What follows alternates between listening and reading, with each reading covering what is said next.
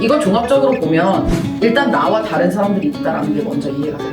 그 다음에 내가 어떤 거를 좋아하고 선호하는지가 이해돼요.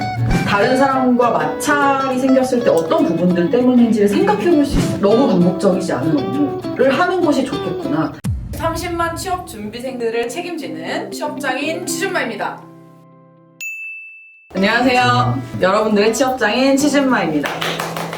오늘도 저희 게스트 브랜드님 모셨습니다. 와.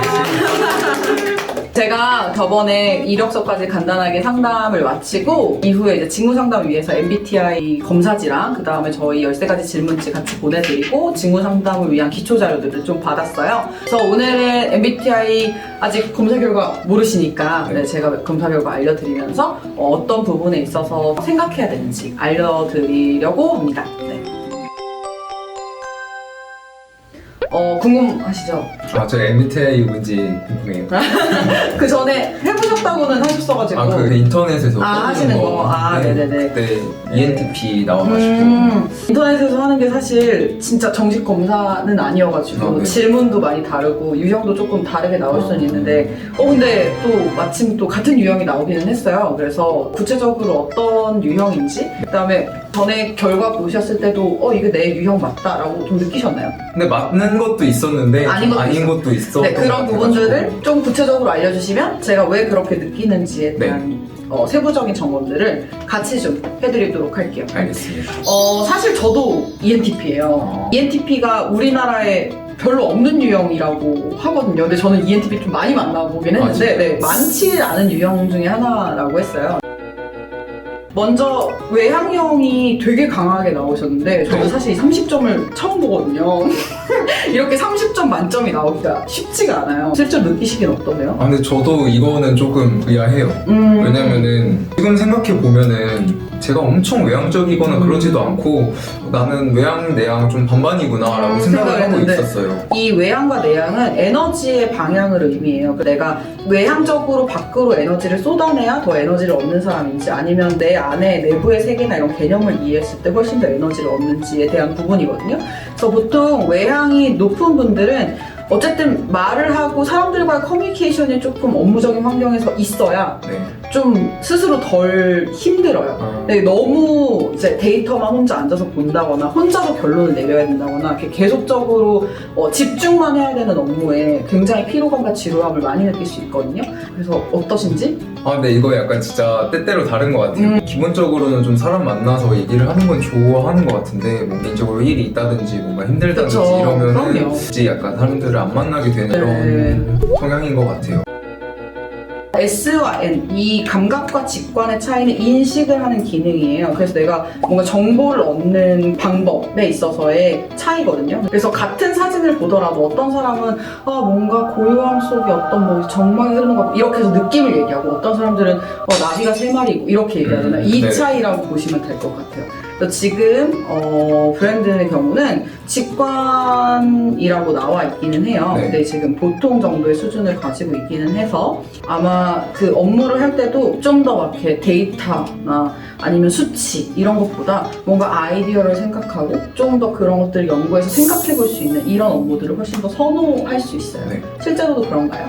제가 지금까지 일했던 거 보면은 반복되는 업무나 그런 거는 조금 힘들어하는 것 같고 저한테 어느 정도 자유도가 주어졌을 때 할 때는 힘들지만 끝나고 나서 만족도를 느끼는 것 같아요. 다음 지표를 보면 사고와 감정의 차이예요. 이거는 판단 기능이라고 하거든요. 그러니까 정의를 내리거나 의사결정을 할 때 그런 것들을 활용하는 그 기능의 차이인데 브랜드의 경우는 아주 약간 그러니까 이게 거의 경계선에 있거든요. 그래서 T인지 F인지 완전 이렇게 진단을 딱 내려서 넌 T야 F야 이게 아니라 지금 이 사이에 있다고 보시면 될 것 같아요. 이 차이는 뭐냐면 가장 확실한 건 그 질문을 들었을 때 제일 크게 차이가 났었어요. 너의 미성년자 자녀가 임신을 했다고 너한테 알리면 너 어떻게 행동하겠냐 이런 질문을 했었거든요. 어떻게 행동할 것 같으세요? 일단은 자녀한테 책임질 수 있냐 먼저 물어볼 것 같아요. 그리고 그때 제가 할 수 있는 방향으로 조금 도움을 준다든지 그럴 것 같아요. 지금 답변 내용을 토대로 봤을 땐 T가 가까운 게 맞는 것 같아요. 여기서 나온 결과에 따라. 네. 저는 T가 거의 20몇이거든요. 28이래요. 어떻게 썼냐면 거의 무슨 도표 그리듯이 원해서 임신했을 경우, 아닌 경우, 그 다음에 뭐 같이 뭐 이렇게 했는데 도대체 어떻게 감정형들은 어떻게 접근하는 거지? 라고 했는데 감정형들의 답변을 보고 진짜 경악했어요. 어땠어요? 일단 안아줄 것 같다. 아... 근데 F들은 T의 답변을 보고 뭐라고 얘기했는지 아세요? 약간 냉혈? 네, 맞아요. 너무 정확해요. 저게 사람이냐? 이랬고 T들은 F 답변을 보고 뭐라고 생각했냐면 저렇게 해서 뭐가 해결돼? 그러니까 이게 판단이 다르다 보니까 의사결정이 다르고 그 의사결정이 다른 거에 따라 사람이 생각하는 어떤 포인트가 달라지는 걸 거잖아요.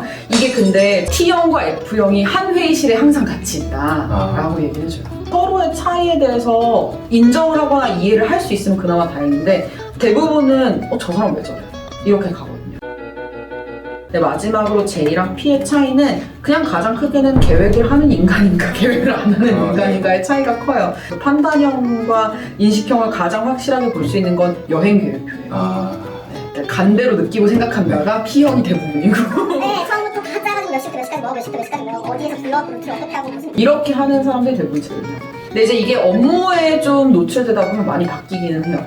나는 원래 인식형이었는데 많이 훈련을 통해서 판단형처럼 일을 해. 저는 그런데 어쨌든 일을 하다 보면 내가 그렇다고 해서 무작정 미루거나 할 수 있는 게 아니잖아요. 그죠. 다음 사람의 스케줄이 있기 때문에. 그죠. 이걸 종합적으로 보면 일단 나와 다른 사람들이 있다라는 게 먼저 이해가 돼요. 그 다음에 내가 어떤 거를 좋아하고 선호하는지가 이해돼요. 그 다음에 해야 되는 건 뭐냐면 다른 사람과 마찰이 생겼을 때 어떤 부분들 때문인지를 생각해 볼 수 있어요. 그리고 환경적으로도 주도성을 갖고 할 수 있는 업무. 네.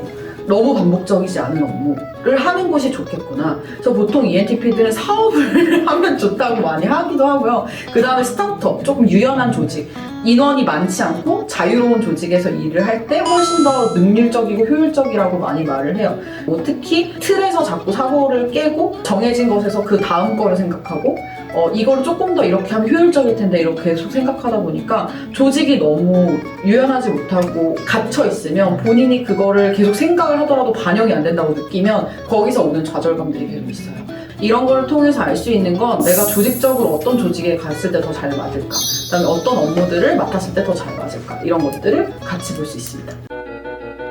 오늘은 MBTI 유형에 대해 좀 정리를 해봤는데요. 마침 또 저랑 같은 유형이었고 오히려 공감이 좀 잘 됐던 것 같고 제가 좀 더 많이 설명해 드릴 수 있었던 것 같아요. 사실 각 MBTI 유형마다 자기가 원하고 좋아하는 뭐 업무의 환경이나 이런 것들이 다 다르니까요. 이거 맞고 틀리는 게 없어요, 사실은. 네, 그래서 다음 시간에는 저희가 실제로 직무 상담을 위한 조금 더 세부적인 질문들로 들어가서 이게 어떻게 접목되는지를 같이 보여드리도록 하겠습니다. 인사할까요? 좋습니다. 네, 하나, 둘, 셋. 감사합니다.